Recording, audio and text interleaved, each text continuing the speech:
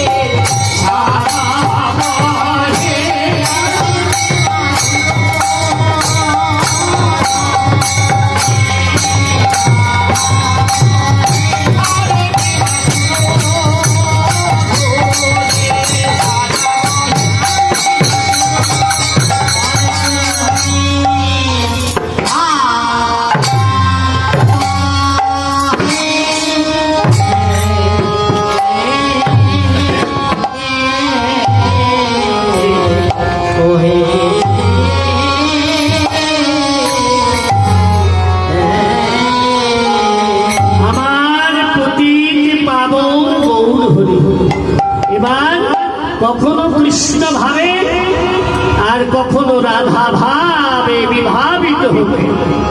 আজ গৌর সুন্দর আমার রাধা ভাবে বিভাবিত হয়ে কৃষ্ণ কৃষ্ণ বলে কাঁদছে। বলি ভেসে যায় ভেসে যায়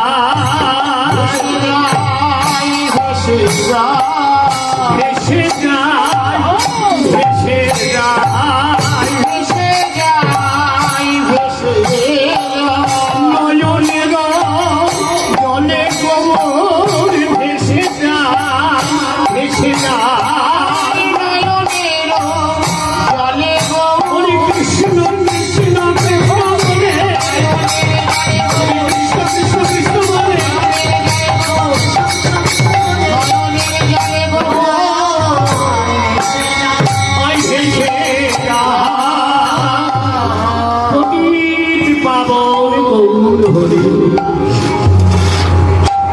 রাধা ভাবে বিভাবিত হয়েছে।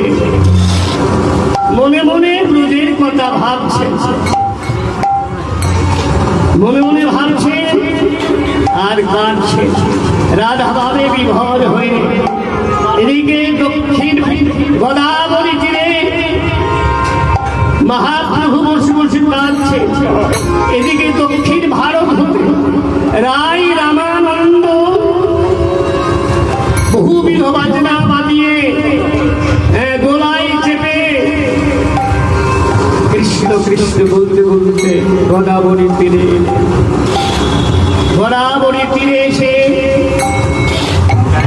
গোদাবরীতে স্নান করছে, নেমেছে। স্নান করে যখন উঠছেন তখন মহাপ্রভুকে দর্শন করে বলছে, কহিলে দেখিনু তোমার। মহাপ্রভু মহাপ্রভু ঘন ঘন বিদ্যুতের মতো চমকাচ্ছে, রূপ এমন রূপ, স্বরূপ দেখা দিচ্ছে স্বরূপে। তাই রামানন্দ বলছে, কি প্রভু, এ কি তুমি কে? কহিলে দেখিনু তোমার সন্ন্যাসী স্বরূপ, সন্ন্যাসী স্বরূপ। এবে দেখি তোমার, এবে দেখি কেন তোমার শ্যাম গোপুর, শ্যাম গোপুর। তাহাতে প্রকট দেখি প্রকট দেখি শিবং শিবদ, ওই শিবদম। নানা ভাবে দেখি তোমার কমল নয় চঞ্চল, নানা ভাবে চঞ্চল দেখি কমল লোচন। একই রামানন্দের কথা শুনে মহাপ্রভু বললেন, এরাই তোমায় কৃষ্ণ প্রেমের কারণ, প্রেম হয় প্রেমে দেখিলে তুমি সেই পরম ভক্ত হও। তাই এদিকে রামানন্দ বলছে, প্রভু তুমি এবারে ছাড়ো ভারী ভুরি, মোরে আগে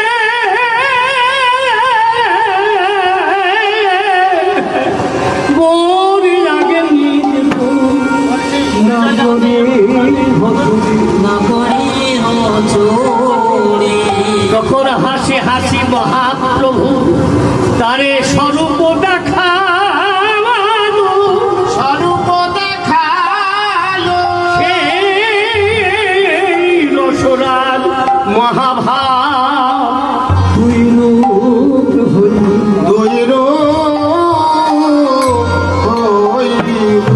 রসরাজ মহাভাব দুই রূপ দেখালো। রাধা কৃষ্ণ যুগল দর্শন করে রামানন্দ মহাপ্রভুর চরণে মূর্ছিত হইল। বাহুলি উত্তোলন করে রামানন্দকে আলিঙ্গন করিল, আলিঙ্গন করিল।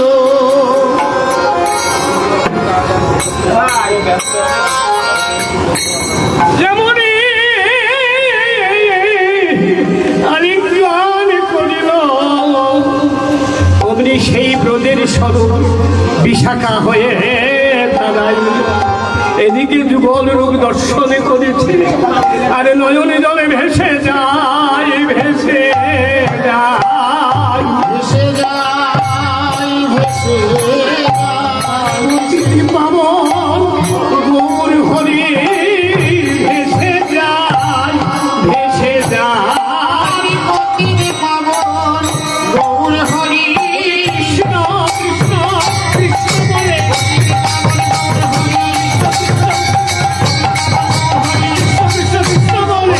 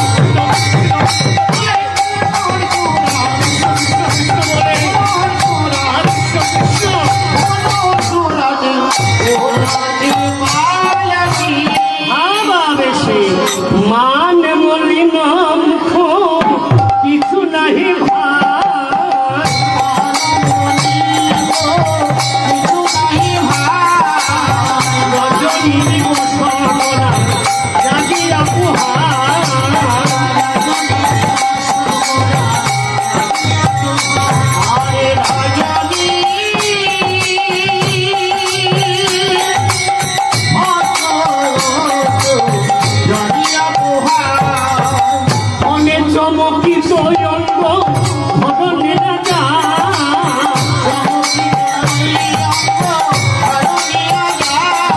আর ফলে চমকিত ভজনে রাজা ভজনে রাজা মানরসে বাসু ঘোষণা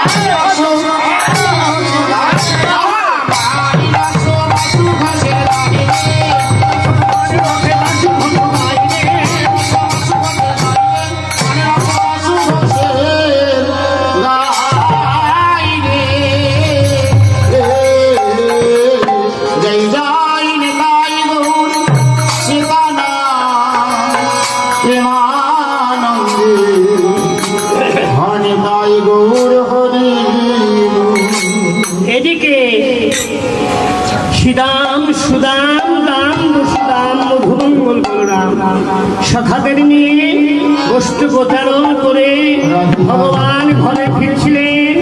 রাধারানী গোবাক্ষে নয়ন দিয়ে গোবিন্দ রূপ মাধ দর্শন করছিলেন। আর এদিকে রাধারানী বলছে বসু বধূ আমার ঘরে এসো এসো। ভগবান বললেন রাধে আমি যাব। ইশারা করে জানালেন আমি কেশরকুঞ্জ, কে স্পর্শ করে জানালেন তুমি কেশরকুঞ্জ সাজাবে, আজ নিশীতে তোমার কুঞ্জ। এই মনে করে রাধারানী নানাবিধ পুষ্প দিয়ে সুচন্দন তুলসী দিয়ে নানা থরে থরে ফুলের বালিশ ফুলের আগে ফুলের বিছানা বিবিধ দিয়ে সাজিয়েছে। চন্দন তুলসী কর্পূর আর সুন্দর করে মালা গেঁথেছে। গোবিন্দ রাধারানী কুঞ্জে যাত্রা করছেন। এদিকে চন্দ্রাবলীর সখী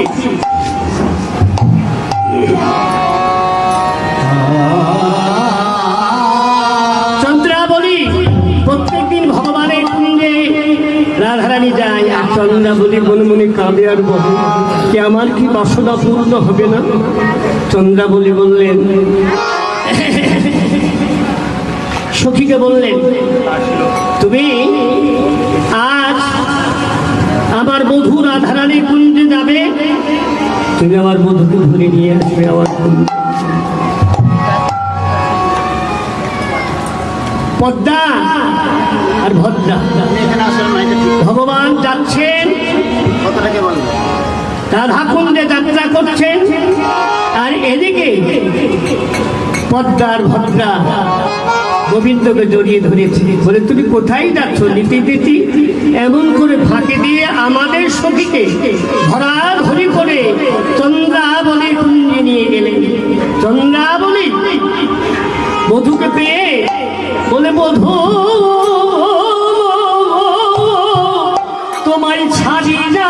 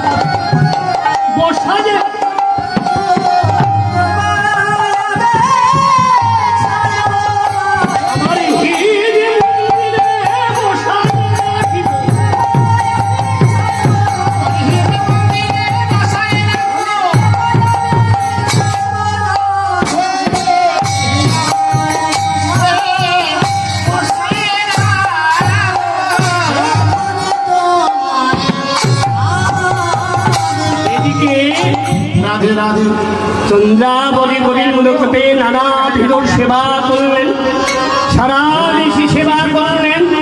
এদিকে যেমনই চন্দ্রাবলী ঘুমায়ে পড়েছে, অমনি কেমন ভাবে সাজিয়েছে, নয়নে কাজরি দিতে বয়ানে দিয়েছে, বয়ানে চরণে আলতা দিতে গিয়ে দিল কিনা সর্বলঙ্গে ঢেলে, সব বিপরীত সেবা। আর যখন রজনী প্রভাত হয়েছে, রঘুনাথ প্রাণবধূ তখন ছুটছে চন্দ্রাবলী কুঞ্জ হতে রাধা কুঞ্জে। আর এদিকে সখীদের রাধারানী বললেন, সখীরে আমার প্রাণ বধূ এলো না, আমার প্রাণে বধূ এলো না। কত যখন করে কুঞ্জ সাজালাম, কুঞ্জ সাজালাম, যখন করে মালা গাছিলাম, প্রাণ বধূর গলায় পরাবো বলে, প্রাণ বধূর গলায় পরাইব বলে। হেলে দুলে গোবিন্দ আসছে, রাধা রাধে। ললিতা বলছে, ওই দেখ দেখ রাধে গো, দেখ দেখ কার কুঞ্জ হতে তোর কুঞ্জে আগমন করেছে, আগমন করেছে। নানাবিধ চিহ্ন দেখছে।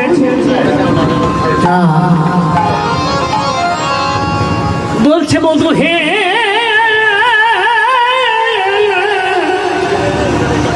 তুমি আজ প্রভাত কলে আমায় দর্শনে দিলে, দর্শনে দিলে ভালো হলো আরে বধূ আইলা সকাল।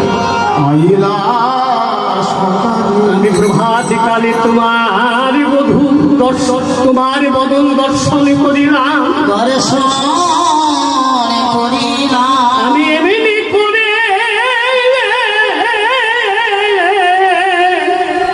করে নিশি জাগব। আর প্রভাত কালে তুমি আমায় এমনি করে দেখালে, নিশি আমার যেমন বধূ হে, আর নিশি আমার যেমন যাই যাকে না কেন, প্রভাত কালে তোমার বদন দর্শন করিলাম, বদন দর্শন করিলাম। আমি আজ কোন ঘাটে মুখ ধুয়েছিলাম, তাইতে প্রভাত কালে তোমার বদন দর্শন করিলাম। এমনি করে আমি নিশি জাগবো, আর বসে বসে কাঁদবো, বসে বসে কাঁদি। এমনি করে প্রত্যেক দিন নিশি জাগবো, আর বসে বসে কাঁদবো। হা কৃষ্ণ গোবিন্দ দেখা দাও, দেখা সখীরা বলছে, রাধে কি ভালো ব্যঙ্গ তো। তাই বলছে রাধা রানী বধূ, বধূ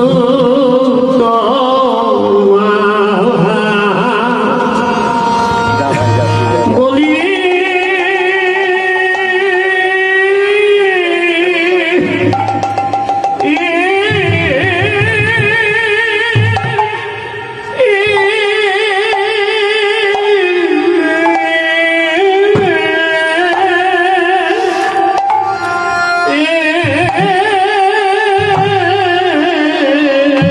বলি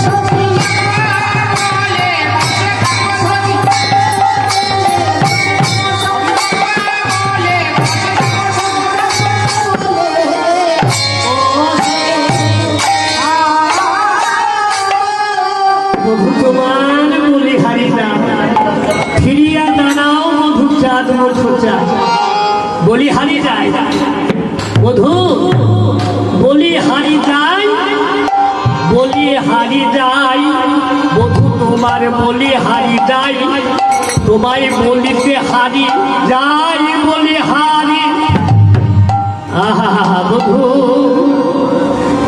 আই আই পড়িয়াছে কাজলে দয়া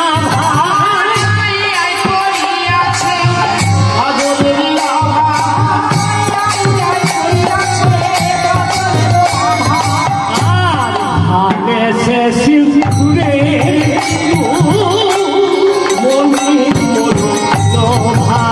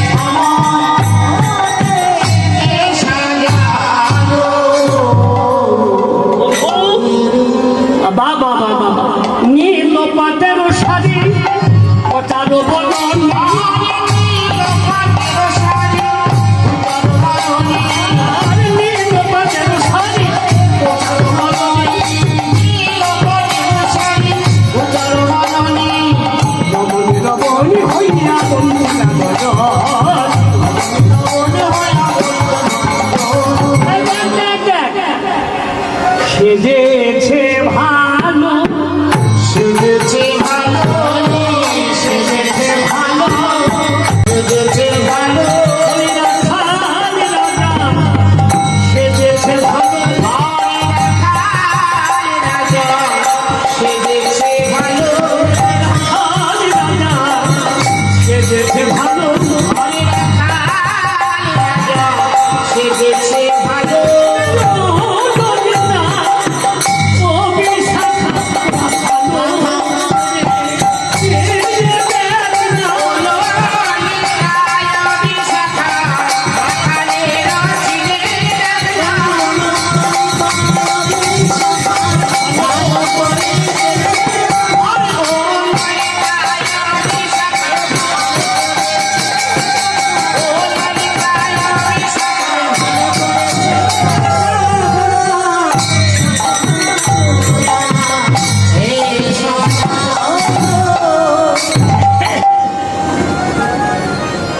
ভালো করেছি এমন করে সাজিয়েছি হ্যাঁ এদিকে এতক্ষণ ভগবান কৃষ্ণ মনে মনে ভাবছে রাধারানী কি ভাবছে এখন এখন ভেবে দেখছেন না হ্যাঁ চাই চারি পানে চাই না মোট আচরে মুছে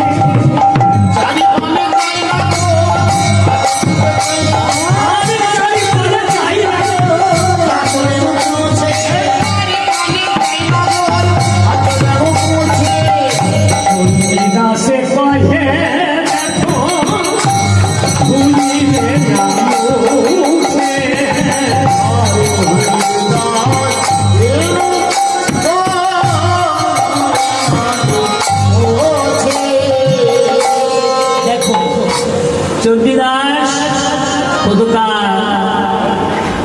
সখা ভাবা সখী ভাবা বন্ধ হয়ে বলছে বাবা ও শ্যামনা গো তোমাকে যে দাগ দিয়েছে এ দাগ ভুলে যাবে না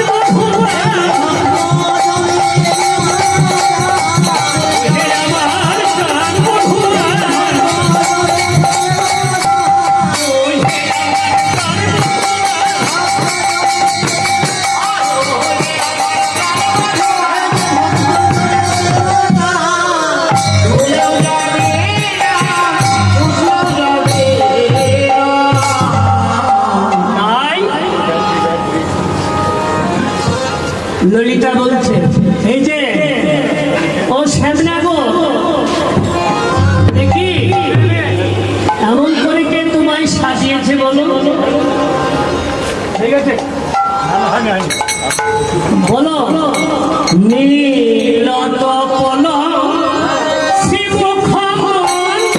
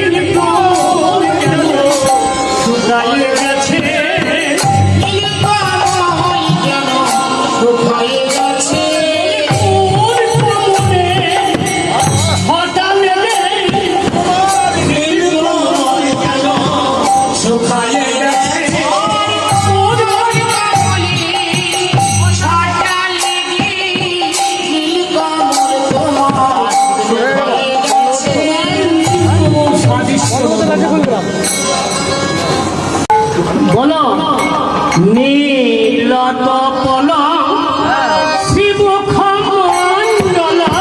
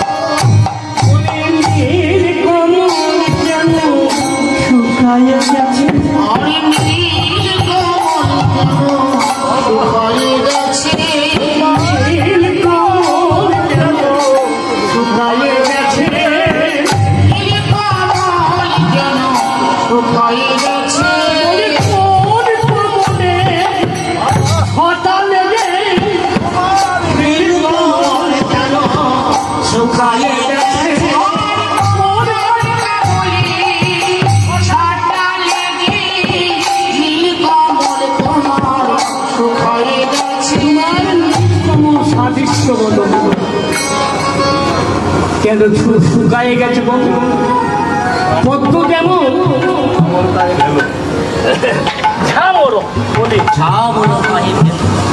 নীলকমল সাদৃশ্য বদল কোন কমলের ছাতা লেগে তোমার এই চাঁদ বদল মলিন হয়েছে বলো দেখি এখন ভগবান এ কথা ললিতা রাধারানী বলছে এখন ভগবান উত্তর দিচ্ছে মদন করে তলতা কলতা করে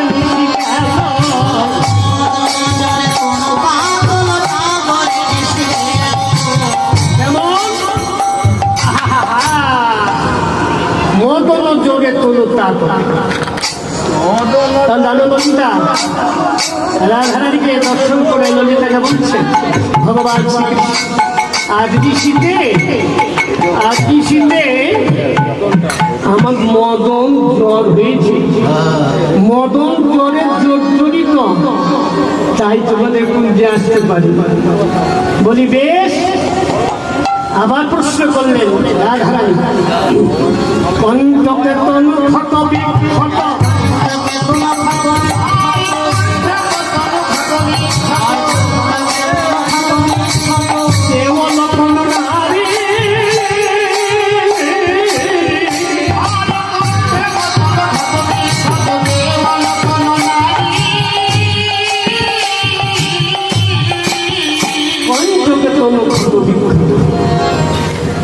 দেন এবং কমল অঙ্গ, এই কমল অঙ্গ নখটির খাট, নখের চিহ্ন দেখছে, যেখানে সেখানে ক্ষত হয়ে গেছে।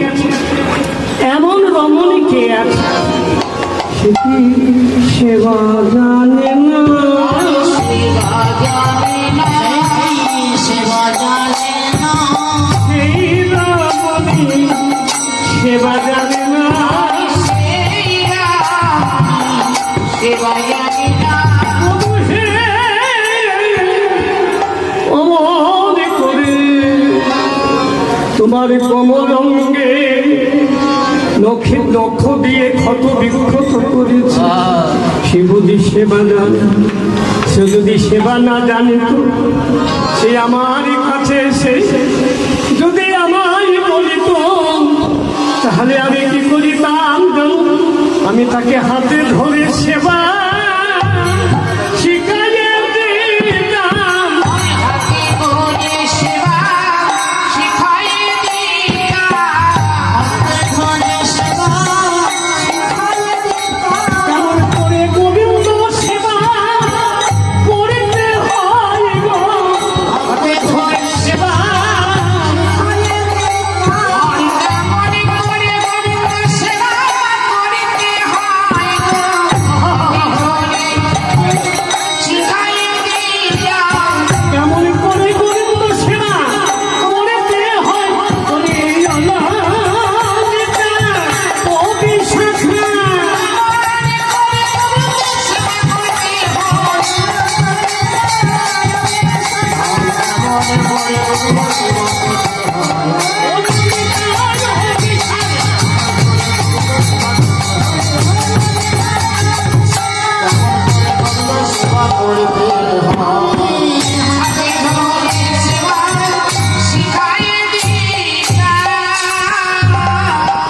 নখনি খাত ক্ষত বক্ষসী, তোমার বক্ষে এমন কোমল বক্ষ, এমন বক্ষে কে দিয়েছে?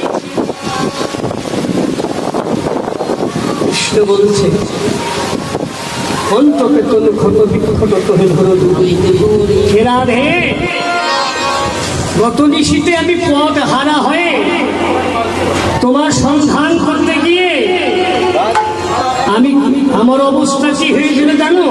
আমি কাঁটার বনে পড়েছি।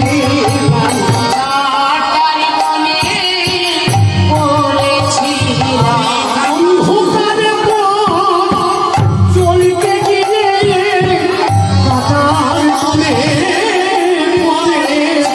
আমি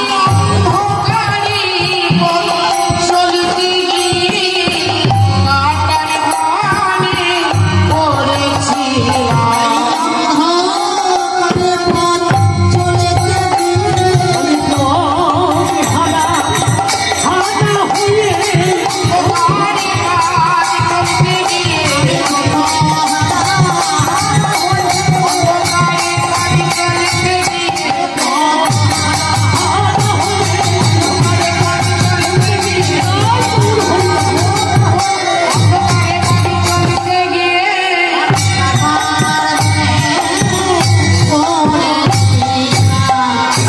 ললিতা অতন্ত চতুরা সতী।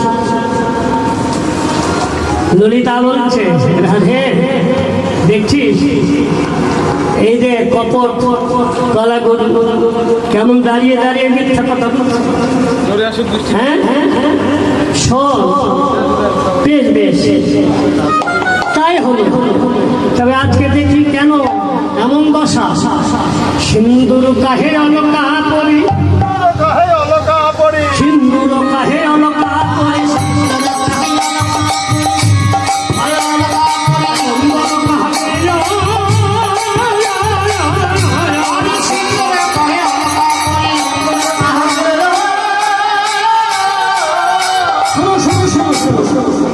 সিন্দুর কাহে আজ রজনীতে তোমার ললাটে এমন করে সিঁদুরকে পরিয়ে দিয়েছে। হ্যাঁ চন্দন কাহাবে। আচ্ছা আজ নিশীতে তোমার ললাটে রাধে রাধে আগে ললাটে তোমার আজকে তোমার ললাটে সিন্দুরে তাকে দিয়েছে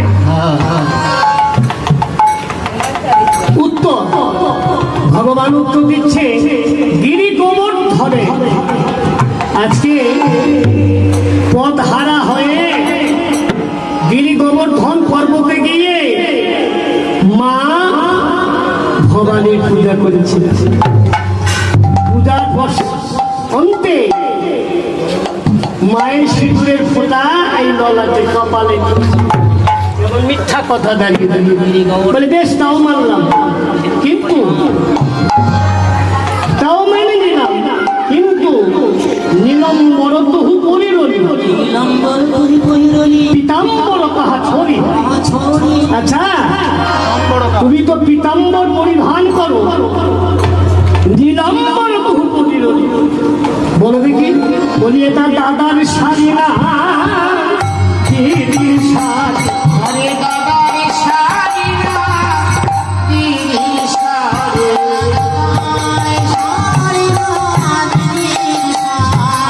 বলো বলো হে বংশী দাদার শাড়ি না দিদির শাড়ি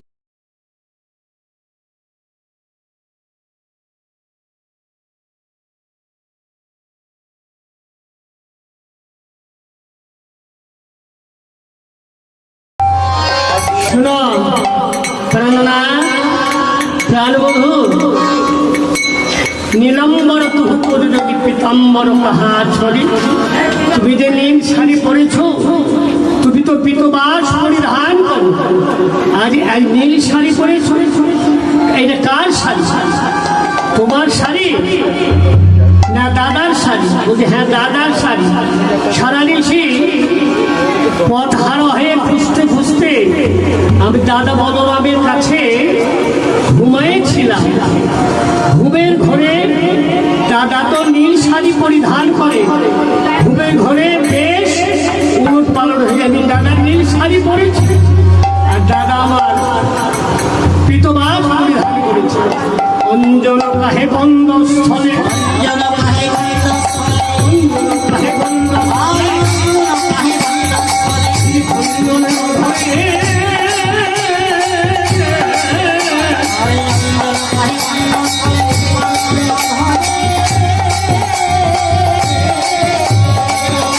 অধরে কেন